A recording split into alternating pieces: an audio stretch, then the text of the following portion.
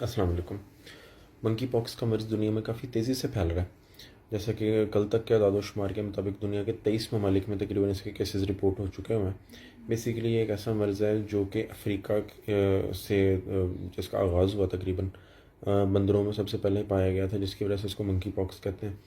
اب اس کے کیسز انسانوں میں بھی شروع ہوئے 1970s کے راؤنڈ اباؤٹ جا کے۔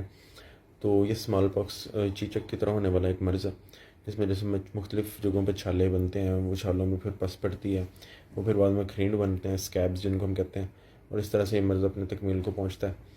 تو یہ خطرناک مرض ہے جو کہ دنیا میں پھیل رہا ہے۔ اس کا ابھی تک اسپیسیفک ٹریٹمنٹ اس طرح سے نہیں ہے۔ اسمال پاکس چیچک کی جو ویکسین ہے وہ کسی حد تک اس میں کامیاب ہے، لیکن الٹیمیٹلی اس کا ابھی تک بذات خود کوئی علاج نہیں ہے۔